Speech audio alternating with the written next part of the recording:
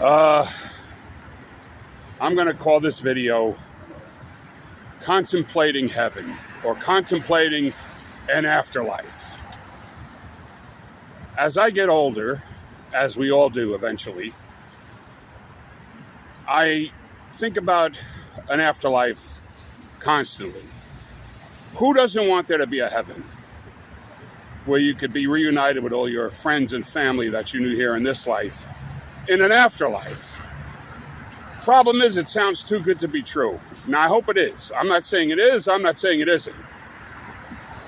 But people that really believe overzealously, they never explain things. Like, if there's a heaven, how does it function?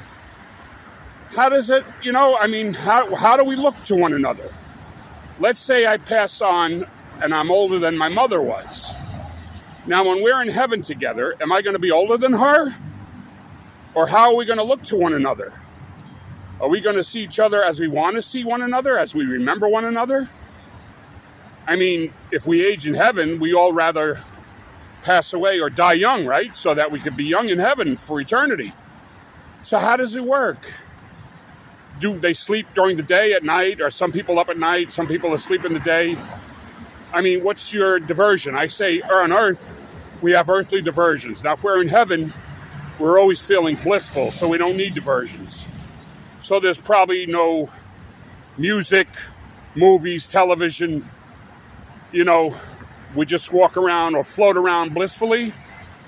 And like I said, what form does our body take? What shape? What form? Are pets there? I mean, if people are there should be pets. After all, Noah had the ark. Hopefully there's cats and dogs. That's the ones I care about. But what about wild animals? What about insects? What about rodents? Roaches and rats, are they in heaven? People that really believe, do you really start thinking about these things? Do you really question and wonder how it works? How it all evens out? How it functions? No. You just believe and want to believe vehemently. But you don't explain it. You never really think about it. You don't give it any thought. You just buy into what you're taught. Now, I'm not saying there is or there isn't. I'm just saying you got to start questioning, thinking. Be introspective, analytical. Most people aren't. They just buy into what they buy into. And I also take issue with people who say, no, there's no such a thing, there's nothing. How do you know? You don't know that, and I feel sorry for you if you don't believe there's anything. At least people that believe or want to believe, that's the category I fall in. At least we're kind of hopeful. But those of you that don't believe at all, you're hopeless. But again, it doesn't, just to question doesn't mean you're a non-believer or whatever, or a blasphemy. That's just intelligence. You don't buy into something just because you were taught that. You got to question things. And I question and I hope. Because I want there to be an afterlife. I want there to be a heaven.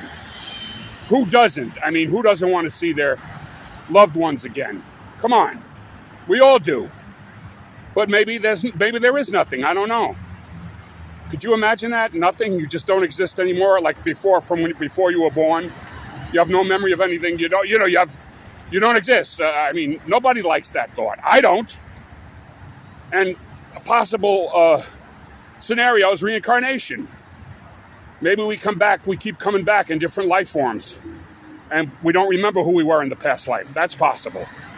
Anything's possible. No one knows for sure. We all have our opinions, and opinions are like a-holes. We all have one.